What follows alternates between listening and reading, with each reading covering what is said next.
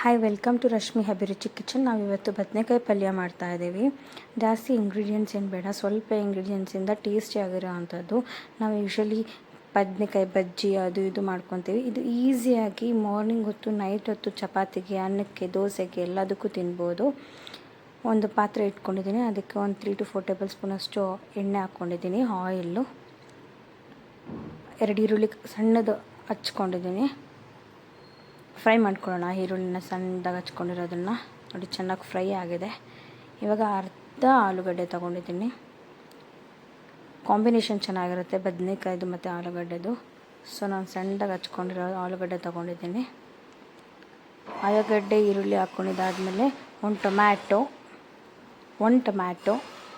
ದೊಡ್ಡದು, ಅಕಸ್ಮಾತ್ ಚಿಕ್ಕದು ತೊಗೊಂಡ್ರೆ 2 ತೊಗೊಳ್ಳಿ.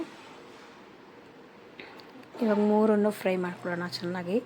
ಈರುಳ್ಳಿ, ಆಲೂಗಡ್ಡೆ, ಟೊಮ್ಯಾಟೊ 3 ಚೆನ್ನಾಗಿ ಫ್ರೈ ಆಗಲಿ. ಅದು ನೋಡಿ, ಇವಾಗ ಚೆನ್ನಾಗಿ ಫ್ರೈ ಆಗಿದೆ. ಟೊಮೊಟೊ ಎಲ್ಲ ಸಾಫ್ಟ್ ಆಗಿದೆ. ಇವಾಗ 1 ಟೇಬಲ್ ಸ್ಪೂನಷ್ಟು ಶುಂಠಿ ಬೆಳ್ಳುಳ್ಳಿ ಪೇಸ್ಟ್ ಹಾಕ್ಕೊಂಡೆ. ಮಿಕ್ಸ್ ಮಾಡ್ಕೊತಾ ಇದ್ದೀನಿ. ಚೆನ್ನಾಗಿ ಮಿಕ್ಸ್ ಆಗಬೇಕು. ಅದು ಹಸಿ ಸ್ಮೆಲ್ ಹೋಗಬೇಕಲ್ಲ ಶುಂಠಿ ಬೆಳ್ಳುಳ್ಳಿ ಪೇಸ್ಟು.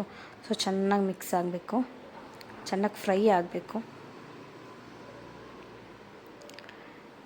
ನೋಡಿ, ಬದನೆಕಾಯಿ ನಾನೊಂದು 5 ಬದನೆಕಾಯಿ ತೊಗೊಂಡಿದ್ದೀನಿ. ತೀರಾ ಸಣ್ಣಕ್ಕೂ ಬೇಡ, ತೀರಾ ದೊಡ್ಡದಕ್ಕೂ ಬೇಡ, ಮೀಡಿಯಮ್ ಸೈಜ್ ಹಚ್ಚಿಟ್ಕೊಂಡಿದ್ದೀನಿ.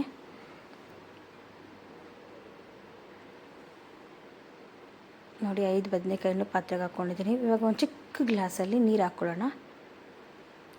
ಫುಲ್ ಎಣ್ಣೆಯಲ್ಲೇ ನಾನೇನು ಫ್ರೈ ಮಾಡ್ಕೊತಾ ಇಲ್ಲ ಬದನೆಕಾಯನ್ನ, ನೀರಲ್ಲೂ ಚೆನ್ನಾಗಿ ನೋಡಿ. ಇವಾಗ ನೀರು ಹಾಕ್ಕೊಂಡು ಬೇಯಿಸ್ಕೊಂಡಿದ್ನಲ್ಲ, ಬದನೆಕಾಯಿ ಚೆನ್ನಾಗಿ ಸಾಫ್ಟ್ ಆಗಿದೆ. ಇವಾಗ ಚಿಲ್ಲಿ ಪೌಡ್ರು, ಖಾರದ ಪುಡಿ ಹಾಕ್ಕೊಂಡಿದ್ದೀನಿ 1 ಟೇಬಲ್ ಸ್ಪೂನಷ್ಟು, ಧನಿಯಾ ಪುಡಿ 1 ಟೇಬಲ್ ಸ್ಪೂನಷ್ಟು, ಗರಂ ಮಸಾಲ ಅರ್ಧ ಟೇಬಲ್ ಸ್ಪೂನಷ್ಟು. ನಾನೇನು ಚಕ್ಕೆ ಲವಂಗ ಥರ ಹಾಕ್ಕೊಂಡಿಲ್ವಲ್ಲ, ಅದಕ್ಕೆ ಗರಂ ಮಸಾಲ ಹಾಕ್ಕೊಂಡೆ. ಇವಾಗ ಉಪ್ಪು ಹಾಕ್ಕೊಂಡು ಚೆನ್ನಾಗಿ ಮಿಕ್ಸ್ ಮಾಡಿಕೊಂಡು, ಇವಾಗೂ ಅಷ್ಟೇ ಸೇಮ್ ಗ್ಲಾಸಲ್ಲಿ ಅರ್ಧ ಗ್ಲಾಸ್ ಅಷ್ಟೇ ನೀರು. ಲೋ ಫ್ಲೇಮಲ್ಲಿ ಇಟ್ಕೊಳ್ಳಿ, ಜಾಸ್ತಿ ಹೈ ಫ್ಲೇಮಲ್ಲಿ ಇಟ್ಕೊಳ್ಳೋಕೆ ಹೋಗ್ಬೇಡಿ. ಚೆನ್ನಾಗಿ ಕುದಿ ಬರಲಿ. ಇವಾಗ ಕರಿಬೇವಿನ ಸೊಪ್ಪು ಹಾಕ್ಕೊತಾ ಇದ್ದೀನಿ. ಪುದೀನ, ಇದು ಕೊತ್ತಂಬರಿ ಹಾಕ್ಕೊತಾ ಇಲ್ಲ ನಾನು, ಪುದೀನ ಹಾಕ್ಕೊತಾ ಇದ್ದೀನಿ. ಟೇಸ್ಟ್ ಎನ್ಹ್ಯಾನ್ಸ್ ಮಾಡುತ್ತೆ ಪುದೀನ. ತುರಿದಿಟ್ಕೊಂಡಿರೋ ಕೊಬ್ಬರಿ, ಹಸಿ ಕೊಬ್ಬರಿನೇ, ಒಣ ಕೊಬ್ಬರಿ ಅಲ್ಲ. ಚೆನ್ನಾಗಿ ಮಿಕ್ಸ್ ಮಾಡ್ಕೊಳ್ಳಿ ಎಲ್ಲನೂ. ಆಲ್ಮೋಸ್ಟ್ ಆಲ್ ರೆಡಿ ಆಗಿದೆ ನೋಡಿ. ಕ್ಲೀನಾಗಿ ಈ ಥರ ಬದನೆಕಾಯಿ, ಈರುಳ್ಳಿ, ಟೊಮ್ಯಾಟೊ ಎಲ್ಲ ಸಾಫ್ಟಾಗಿ ಈ ಥರ ಟೆಕ್ಸ್ಚರ್ ಇರಬೇಕು. ಟೇಸ್ಟ್ ತುಂಬ ಚೆನ್ನಾಗಿರುತ್ತೆ. ಏನೂ ಜಾಸ್ತಿ ಮಸಾಲೆ ಇಲ್ವಲ್ಲ, ಅದಕ್ಕೆ. ನೋಡಿ, ಬದನೆಕಾಯಿ ಪಲ್ಯ ಟೇಸ್ಟಿಯಾಗಿರೋವಂಥದ್ದು ರೆಡಿಯಾಗಿದೆ. ಇದು ಚಪಾತಿ, ಅನ್ನ, ದೋಸೆ ಎಲ್ಲದಕ್ಕೂ ತಿನ್ಬೋದು ಬದನೆಕಾಯಿ ಪಲ್ಯ. ಲೈಕ್ ಮಾಡಿ, ಶೇರ್ ಮಾಡಿ, ಸಬ್ಸ್ಕ್ರೈಬ್ ಮಾಡ್ಕೊಳ್ಳಿ. Thank you.